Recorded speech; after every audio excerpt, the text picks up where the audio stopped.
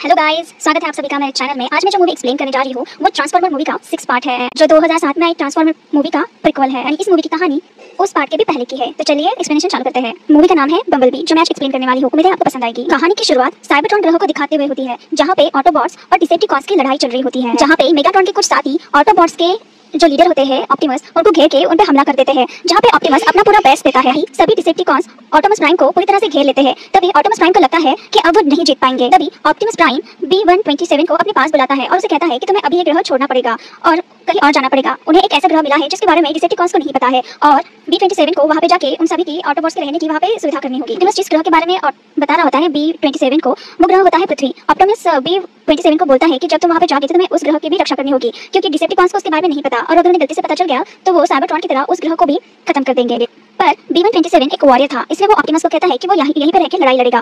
पर उसको कुछ भी करके ऑप्टिमस की बात माननी पड़ती है और B127 वहां से निकल जाता है। इसमें हमें दिखाते हैं 1987 का टाइम, जहाँ पे यूएस के जो मिलिट्री जवान होते हैं वो वहाँ पे कुछ ट्रेनिंग कर रहे होते हैं। तभी आसमान से कुछ आग के गोले वहाँ पे पड़ते हैं। तभी वो सब पीछे मुड़ के देखते हैं, तो सब देखते ही रह जाते हैं और डर जाते हैं, क्योंकि उन्होंने पहली बार B127 को देखा था। तभी कुछ जवान जो है वो B127 पर बंदूक लेके गोलियां झाड़ने लग जाते हैं। B127 वहां से भाग जाता है। वो भागते भागते वहीं का एक गाड़ी का रूप लेके वहां से भागने लगता है, पर जैक बर्न्स अपने सभी लोगों को उसके पीछे लगा देते हैं। और तभी सभी जवान B127 को पूरी तरह से घेर लेते हैं। तभी B127 उन्हें बताता है कि मैं तुम लोगों को कोई नुकसान पहुंचाने के लिए नहीं आया हूं यहाँ पे। तभी हमें आसमान में एक फाइटर प्लेन दिखाया जाता है, मिसाइल लॉन्च करता है। वो एक डिसेप्टिकॉन होता है जिसका नाम है ब्लिट्जविंग, और उसके वजह से कर्नल बर्न्स और सभी जवान घायल हो जाते हैं। इसके बाद ब्लिट्जविंग और B127 की भयानक लड़ाई होती है, जहाँ पे ब्लिट्जविंग बार-बार B127 से ऑप्टिमस के बारे में ही पूछ रहा होता है, पर B127 ऑप्टिमस के बारे में कुछ भी नहीं बताता है। B127 भी एक योद्धा है, वो भी उसको काफी अच्छे से टक्कर देता है, पर वो ऑप्टिमस के बारे में उसे कुछ भी नहीं बताता। ब्लिट्जविंग के बार-बार पूछने के बाद भी जब B127 ऑप्टिमस के बारे में नहीं बताता, तो एक लास्ट टाइम जो है ब्लिट्जविंग B127 से कहता है कि अब तो तुम चाहकर भी ऑप्टिमस प्राइम के बारे में कुछ बता नहीं पाओगे, और ये कहकर वो उसका साउंड बॉक्स निकाल देता है, जिसके बाद B127 कभी भी बोल नहीं पाएगा। इसके बाद एक बार फिर से ब्लिट्जविंग जो है B127 पर एक आखिरी वार करने आता है, तब B127 उसी की मिसाइल उसी के सीने के बीच में घुसा देता है, जिससे कि एक बड़ा ब्लास्ट होता है और जिसमें ब्लिट्जविंग मारा जाता है। पर इसी वजह से जो है B127 की हालत काफी खराब हो जाती है, वो काफी घायल हो जाता है, और उसकी सारी की सारी जो मेमोरी है वो भी वो लॉस्ट हो जाती है। तभी उसको वहाँ पे एक गाड़ी दिखती है, वो उसी का शेप लेके उस गाड़ी में कन्वर्ट हो जाता है। और इसके बाद मूवी की मेन कहानी शुरू होती है, जहाँ पे हमें चार्ली वाटसन नाम की लड़की दिखाई जाती है, जो अपने स्टेप फादर, अपने मदर, अपने भाई के साथ रहती है। चार्ली के असली पिता की जो है डेथ हो चुकी है, पर अभी भी चार्ली उन्हीं को याद करती है। चार्ली अपने पिता की पुरानी कार को ठीक करना चाहती है, पर उसके जो पार्ट्स है वो काफी महंगे होते हैं और चार्ली के पास इतने पैसे नहीं है। पर चार्ली एक अच्छी मैकेनिक होती है, उसे कैसे पता चलता है कि ये जो पार्ट जो है वो किसी लोकल मार्केट में उसे काफी सस्ते दाम में मिल जाएंगे, तो इसलिए वो अपने अंकल के गैराज में जाके कुछ पुराने और खराब से पड़े हुए पार्ट्स ढूंढने लग जाती है। ऐसे ही पार्ट्स ढूंढते ढूंढते चार्ली एक येलो कलर की कार के पास जाके पहुंचती है, जो दिखने में बिल्कुल भी कोई मामूली कार नहीं लग रही थी। चार्ली कार के अंदर बैठ जाती है और उसका स्विच ऑन करती है। जैसे ही वो उस बटन को प्रेस करती है, वहाँ का जो एक मैसेज है वो पृथ्वी से बाहर जाता है, और चार्ली को कुछ झंझनाहट सी महसूस होती है। चार्ली जो है वो सारे पार्ट्स वो देख रही थी, वो सारे लेके अपने घर वापस चली जाती है। और उसके बाद हमें दिखाया जाता है जहाँ पे डिसेप्टिकॉन्स, जिनका नाम है शटर और ड्रॉपकी, एक ऑटोबॉट को मार रहे होते हैं। उसके पास वही मैसेज आता है जो चार्ली की गलती की वजह से सेंड हो गया था, और उस ऑटोबॉट को मार के वो दोनों जो डिसेप्टिकॉन्स है वो पृथ्वी की तरफ आने लगते हैं। उसके बाद हमें दिखाया जाता है कि चार्ली का बर्थडे है और उसकी माँ उसे एक प्यारा सा हेलमेट गिफ्ट करती है, और चार्ली के जो स्टेप फादर होते हैं वो उसे एक बुक गिफ्ट करते हैं, जिसको देख के चार्ली काफी गुस्सा हो जाती है, क्योंकि उसे लगता है कि उसके स्टेप फादर रॉन एक बुरे इंसान है जो बस उसे परेशान करना चाहते हैं।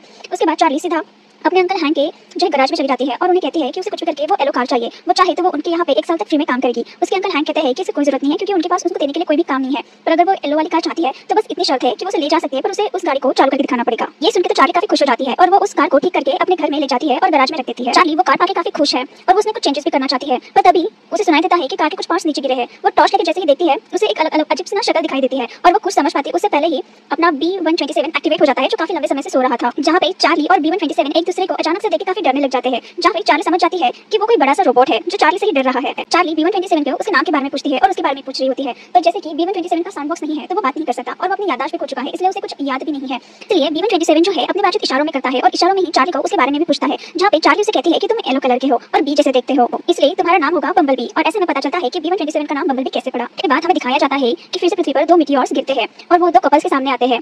वो दोनों डिसेप्टिकॉन्स होते हैं और वो आपस में बात कर रहे होते हैं कि ये इंसान तुम्हारी सोच से भी ज्यादा कमजोर निकले, और ऐसे आपस में बात करते ही वो उन दोनों कपल में से एक को जान से मार देते हैं, जिसकी खबर सेक्टर 7 की पुलिस को मतलब कि जैक बर्न्स लग जाती है। तभी से इन रोबोट्स पे नजर रख रहे हैं जब से उन्होंने पहली बार B127 को देखा था। हमें दिखाया जाता है कि चार्ली काफी खुश होकर बम्बलबी से मिलने जाती है, और वो गैराज में बम्बलबी को ना पाके काफी परेशान हो जाती है और अपने भाई ऑटी से पूछती है कि तुमने मेरी कार देखी। तब ऑटी उसे बताता है कि हमारी मॉम हमारे पेट को तुम्हारी नई कार में लेके गई है। तभी जो चार्ली है वो हड़बड़ा में अपनी जो छोटी सी बाइक होती है उसको लेके बम्बलबी के पीछे चली जाती है। अपने पीछे चार्ली को आता हुआ देख बम्बलबी जो है अपना हाथ हिलाता है। तभी चार्ली बम्बलबी को कहती है कि ये तुम क्या कर रहे हो, ऐसा मत करो, अगर आसपास किसी ने देख लिया तो गड़बड़ हो जाएगी। तभी चार्ली जो अपनी मॉम को कहती है कि आप वापस जाइए, मैं इसको हॉस्पिटल में लेके जाती हूँ। इसके बाद हम देखते हैं कि चार्ली जो है बम्बलबी को एक सेफ प्लेस पे लेके आती है, जहाँ पे उन दोनों के अलावा और कोई भी नहीं होता।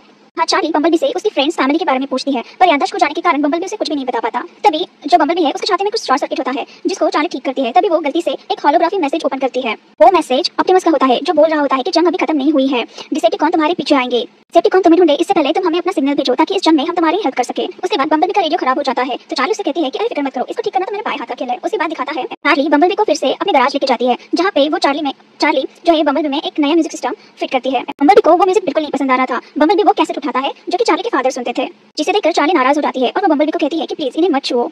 उसके बाद चार्ली को काफी बुरा लगता है तो वो बम्बलबी के लिए वही सॉन्ग्स प्ले करती है और बम्बलबी को वो सॉन्ग्स काफी पसंद भी आते हैं। दूसरी तरफ चार्ली वो सारे सॉन्ग सुनकर काफी इमोशनल हो जाती है और वो बी को बताती है कि उसके फादर की डेथ हार्ट अटैक से हुई थी। वो अब इस दुनिया में नहीं है पर चार्ली को उनकी याद हर रोज आती है। बम्बलबी चार्ली की सारी बातें समझ रहा था कि वो कितनी अकेली है, इसलिए बम्बलबी प्यार से चार्ली के सर पे हाथ रखता है और चार्ली उसे गले लगाकर रोती है। तभी हमें दिखाया जाता है जहाँ पे कर्नल बर्न्स अपने पूरे आर्मी को लेकर एक जगह पे इकट्ठा होते हैं जहाँ पे उनके सामने वही दो डिसेप्टिकॉन्स आते हैं। कर्नल बर्न्स उन दोनों डिसेप्टिकॉन्स को पूछते हैं कि तुम लोग यहाँ पे क्या कर रहे हो। तभी वो दोनों डिसेप्टिकॉन्स उन्हें कहते हैं कि हम तुम लोगों को कोई नुकसान नहीं पहुंचाएंगे, हम बस यहाँ पे किसी को ढूंढने आए हैं, हम उसको ढूंढ के अपने साथ वापस लेके जाएंगे। वो हमारे ग्रह का एक भगोड़ा है जो भाग के तुम्हारे ग्रह पे आया है। दोनों डिसेप्टिकॉन्स इंसानों की सैटेलाइट टेक्नोलॉजी को यूज करना चाह रहे थे, इसके लिए वो सैटेलाइट का एक्सेस मांग रहे थे। कर्नल बर्न्स इसके लिए तैयार नहीं होते, पर उनके साथ जो एक साइंटिस्ट होता है जिनका नाम पॉवेल है वो कहते हैं कि वे काफी हाईटेक वाले रोबोट्स है, अगर अब हमने इनकी मदद की तो ये अपनी जो है एडवांस टेक्नोलॉजी हमारे साथ शेयर कर सकते हैं, तो इस बारे में हमें सोचना चाहिए। और ये सारी बातें बोल के वो जो है दोनों डिसेप्टिकॉन्स को सेक्टर 7 के हेडक्वार्टर लेकर जाते हैं। यहाँ पे इसके रिगार्डिंग एक मीटिंग होती है जहाँ पे अमेरिका के सारे बड़े बड़े लोग वहाँ पे इकट्ठा होकर इस मीटिंग में चर्चा कर रहे होते हैं। तो जो बर्न्स होते हैं, इंस्पेक्टर बर्न्स, इसके सब खिलाफ होते हैं और जो पॉवेल्स है वो सबको मनवा लेते हैं कि अगर अभी हमने इनकी मदद की तो इनकी हाई टेक्नोलॉजी हमारे साथ शेयर करेंगे जिससे हमें ही फायदा होगा, और इसकी वजह से जो है सारे के सारे बड़े लोग उनकी बात मान जाते हैं। चार्ली जो है बम्बलबी को ये कहती है कि वो काम पे जा रही है, इसलिए वो गैराज में ही रहे और कोई भी गड़बड़ ना करे, और ऐसा बोल के चार्ली अम्यूजमेंट पार्क में चले जाती है जहाँ पे वो काम करती है। उसके जाने के बाद उसका जो डॉगी है वो बम्बलबी के पास आता है और उसका पीछा करते करते बम्बलबी चार्ली के घर में आ जाता है और काफी उथल-पुथल कर देता है। उसके लिए सारी बातें नहीं होती है, इसलिए वो सारी बातें गौर से देख रहा होता है और गलती से अपना जो उंगली होती है वो एक इलेक्ट्रिक बोर्ड में लगा देता है जिसकी वजह से उसे शॉक लगता है। इसी वजह से पूरा एरिया का जो है ट्रांसफार्मर उड़ जाता है जिसको सैटेलाइट के द्वारा जिसकी वजह से पता चल जाता है कि बम्बलबी कहाँ है, जिसके कारण सेक्टर 7 और डिसेप्टिकॉन्स को पता चल जाता है बम्बलबी की लोकेशन। और जो चार्ली का फ्रेंड होता है मेमो, उसे चार्ली के घर से कुछ अजीब सी आवाजें आनी चालू हो जाती है, इसकी वजह से वो चार्ली को बता देता है। जैसे ही चार्ली घर वापस आती है वो अपना घर का हालत देख के काफी शॉक हो जाती है और वो बम्बलबी को डांटे, उतने में उसकी मम्मी वहाँ पे आ जाती है और वो चार्ली पे ही शक करती है। चार्ली कहती है कि मैं आपको अभी कुछ भी एक्सप्लेन नहीं कर सकती, बट मैं आपको बाद में आने के बाद एक्सप्लेन करूंगी, और ऐसा कहके वो जो है बम्बलबी के साथ वहाँ से निकल जाती है।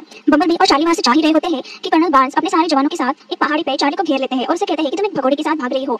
तो चार्ली ने बताती है कि ये एक अच्छा रोबोट है, ये कुछ भी गलत नहीं कर रहा है। तभी सभी लोग B-127 पर गोलियां बरसाना चालू कर देते हैं। तभी बम्बलबी चार्ली को वहाँ से सेफली ले चला जाता है। अभी भी नहीं टला था, वो दोनों डिसेप्टिकॉन्स बम्बलबी को घेर लेते हैं और उस पर हमला करते हैं, पर बम्बलबी अकेला होता है, इस वजह से कमजोर पड़ जाता है। तो दोनों डिसेप्टिकॉन्स बम्बलबी को बहुत मारते हैं, पर बम्बलबी अकेला होता है, इस वजह से कुछ नहीं कर पाता है। तभी कर्नल बार्न्स के जो जवान होते हैं वो शॉकवेव गन से बम्बलबी को शॉक देते हैं और वो वहीं पे बेहोश हो जाता है। उसको छूने के कारण चार्ली भी वहीं पे बेहोश हो जाती है। जब वो अपनी आंखें खुलती है तो वो अपने घर में होती है और वो देखती है कर्नल बार्न्स उसके पेरेंट्स के साथ बात कर रहे होते हैं कि आपकी बेटी ने एक खतरनाक कार चुराई है जो कि एक रोबोट है। चार्ली उन्हें बताती है कि बम्बलबी मेरा दोस्त है, वो एक बहुत अच्छा रोबोट है, उल्टा आप लोगों ने उसको उसके दुश्मनों के हवाले कर दिया।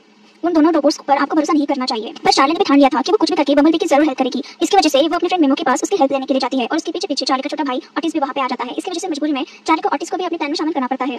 मेमो के घर में प्लानिंग कर रहे होते हैं तभी चार्ली टीवी पे देखती है कि सेक्टर 7 और यूएस आर्मी ने अपना एक बेस बनाया है, जिसकी वजह से उन्हें अंदाजा लग जाता है कि चार्ली को उन्होंने कहाँ पे रखा होगा, और इसी वजह से वो रात में उसी जगह पे बम्बलबी को लेने के लिए जाते हैं। जब चार्ली उसी जगह पे जाती है तो वो देखती है कि शटर और ड्रॉप किक बम्बलबी को काफी टॉर्चर कर रहे होते हैं, काफी मार रहे होते हैं और उसे बार-बार पूछ रहे होते हैं कि ऑप्टिमस प्राइम कहाँ है। पर बेचारा बम्बलबी कैसे बताता, उसकी तो सच में याददाश्त चली गई है।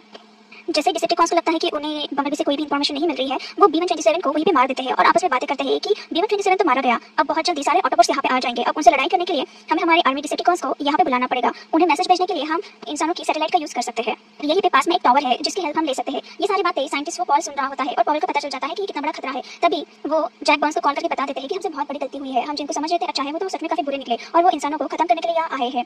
तभी दोनों डिसेप्टिकॉन्स की नजर उन पर जाती है और वो डॉक्टर पॉवेल को भी वहीं पे मार देते हैं और वो दोनों डिसेप्टिकॉन्स वहाँ से चले जाते हैं। चार्ली ये सारी बातें वहीं पे बैठी सुन रही होती है। जब वो दोनों चले जाते हैं तो वो बम्बलबी के पास जाती है और उसे काफी उठाने की कोशिश करती है। वो वहीं पे रखी शॉकवेव गन से उसे काफी शॉक देती है ताकि वो उठ जाए, पर बम्बलबी को ना उठता देख वो काफी उदास और मायूस हो जाती है और वो वहीं पे रोने लग जाती है। तभी बम्बलबी फिर से उठ जाता है। उसे ठीक देख के चार्ली और मेमो दोनों बहुत ज्यादा खुश हो जाते हैं, पर तभी कर्नल बार्न्स वहाँ पे आते हैं और सारी की सारी जगह को बॉम्ब से उड़ाने की कोशिश करते हैं और बम्बलबी को पकड़ने की भी कोशिश करते हैं। वहाँ पे जो भी सारे सोल्जर होते हैं वो बम्बलबी पे काफी गोलियां बरसा रहे होते हैं, पर इस बार बम्बलबी भी अपने वॉरियर वाले फॉर्म में आ जाता है और सारे टैंक्स को फोड़ देता है। उसका ऐसा रूप देख के तो चार्ली भी उसे डर जाती है कुछ वक्त के लिए, पर जैसे ही बम्बलबी को मौका मिलता है वो चार्ली और मेमो को वहाँ से लेके भाग जाता है। भी हमें दिखाया जाता है कि वो जो दोनों डिसेप्टिकॉन्स होते हैं वो उसी टावर पे अपना सारा जो सेटअप है वो लगा रहे होते हैं सैटेलाइट के मदद से, ताकि जो साइबरट्रॉन ग्रह में उनके जो ऑप्टिमस है उन सबको जो डिसेप्टिकॉन्स है उन सारे लोगों को वो अपने पास पृथ्वी पे बुला सके, और इस मैसेज को देने के लिए वो उन्होंने सारा सेटअप किया होता है उस टावर पे। बम्बलबी उस टावर के पास जाके चार्ली को एक बॉक्स में सेफली रख देता है ताकि उसे कुछ ना हो, और उसके बाद वो टावर पे हमला करने लग जाता है। बम्बलबी को वहाँ पे देख के जो शटर होता है वो जो है बम्बलबी पे हमला करने के लिए आता है। बम्बलबी और उसकी बहुत ज्यादा लड़ाई होती है जिसमें बम्बलबी यहाँ पे बम्बलबी शटर को जो है एक चेन के सहारे टुकड़े टुकड़े करके मार देता है। शटर की ऐसी मौत देखे ड्रॉप किक काफी गुस्से में आ जाती है और वो बम्बलबी के साथ लड़ने के लिए वहाँ पे आ जाती है। बम्बलबी यहाँ पे ड्रॉप किक से हार रहा होता है और वहाँ पे उनका मैसेज सेंड होने ही वाला होता है। तभी चार्ली भी उसकी हेल्प करने के लिए टावर पे जाके वो जो मैसेज होता है उसका डिवाइस निकाल लेती है। उसकी ऐसी हरकत की वजह से जो ड्रॉप किक है वो काफी गुस्से में होती है और वो चार्ली को मारने ही वाली होती है। तभी बम्बलबी वहाँ पे आके ड्रॉप किक को फिर से नीचे गिरा देता है और तभी वो पीछे रही एक दीवार पे अपनी बंदूक मारता है, जिसकी वजह से पूरी दीवार टूट जाती है और वहाँ पे पूरे पानी के साथ एक बड़ा सा जहाज आ जाता है, जिसकी वजह से ड्रॉप किक पूरे टुकड़े टुकड़े होकर मर जाती है और जो अपना बम्बलबी होता है वो पानी में अंदर अंदर गिर जाता है। चार्ली को लगता है कि बम्बलबी मर गया है, इसलिए वो टावर से ही पानी के अंदर कूद जाती है। चार्ली पानी के अंदर जाके बी को उठाने लग जाती है। तभी उसे पता चलता है कि बी जो है वो जिंदा है और इसी तरह वो दोनों हीरो पृथ्वी को बचा लेते हैं। जहाँ कुछ देर बाद हमें चार्ली और बम्बलबी की एक आखिरी मुलाकात दिखाई जाती है, जहाँ पे बम्बलबी को पता है कि ऐसी जंग फिर से फ्यूचर में होगी और इसकी वजह से चार्ली की मुसीबत में आ सकती है। इसके लिए वो एक आखिरी बार चार्ली को गुड बाय करके वहाँ से चला जाता है। तभी हमें उसके बाद B127 को ऑप्टिमस प्राइम के साथ दिखाया जाता है, जो उसे कहता है कि धन्यवाद, तुमने इस पृथ्वी पर इस जो ग्रह है इसको भी सेफ रखा, जिसकी वजह से सब लोग सुरक्षित है। और तभी हमें आसमान में दिखाया जाता है काफी सारे जो ऑटोबॉट्स है वो आ रहे होते हैं और ये मूवी यहीं पे खत्म हो जाती है। आई होप कि आपको पसंद आई होगी एक्सप्लेनेशन। प्लीज वीडियो को लाइक करिए, चैनल को सब्सक्राइब करिए। Thank you for watching. मिलते हैं नेक्स्ट वीडियो में।